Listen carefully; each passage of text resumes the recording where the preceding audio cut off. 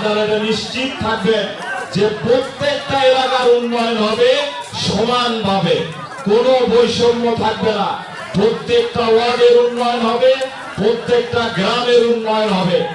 এবং আমরা নির্বাচনের আগে বলেছি যে আমাদের এই পৌর এলাকার মানুষের প্রাণের দাবি শহীদ মিনারের সামনে যে উপস্বাস্থ্য কেন্দ্র, এই উপস্বাস্থ্য কেন্দ্রটি আমরা একটা পূর্ণাঙ্গ হাসপাতাল যেন এখানে হয়, এটা আমাদের একটা দাবি ছিল। জনগণকে আমরা বলেছি, ইতিমধ্যে এটি করার জন্য উনি প্রক্রিয়া শুরু করেছেন এবং অল্প দিনের মধ্যে ইনশাআল্লাহ এই উপস্বাস্থ্য কেন্দ্রটি সংস্কারমূলক কাজ শুরু হবে। এবং আমাদের এই এলাকার মানুষের প্রাণের দাবি ডাক বাংলার নতুন করে পুনর্নির্মাণ সংস্কার করা। এবং ইতিমধ্যে উনি নির্দেশনা দিয়েছেন, যার কারণে ডাক বাংলাও পুনর্নির্মাণ এবং সংস্কারের কাজ অল্প সময়ের মধ্যে শুরু হবে।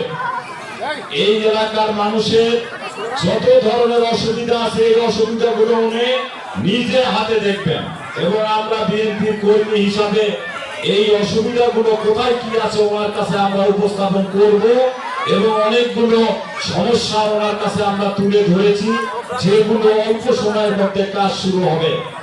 আপনারা নিশ্চিত থাকবেন আমাদের এলাকায় বয়স্ক ভাতা, বিধবা ভাতা, পঙ্গু ভাতা, প্রতিবন্ধী ভাতা, এই সমস্ত ভাতা দেওয়ার মানুষ আমরা খুঁজে পাবো না।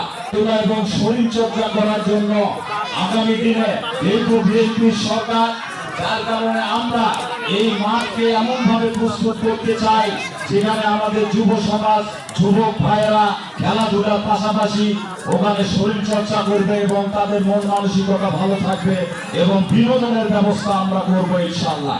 সর্বোপরি এই এলাকার ব্যাপক উন্নয়নের সাথে আমি আজকের ইফতার মাহফিল থেকে এই পৌর এলাকার সর্বস্তরের জনগণকে আমি অনুরোধ জানাবো, আপনারা সকল দ্বিধাদ্বন্দ্ব ভুলে গিয়ে বিএনপির সাথে থাকবেন, বিএনপি আপনাদের সাথে থাকবে, বিএনপি আপনাদেরকে সঙ্গে নিয়ে এই এলাকার ব্যাপক উন্নয়ন করবে ইনশাআল্লাহ।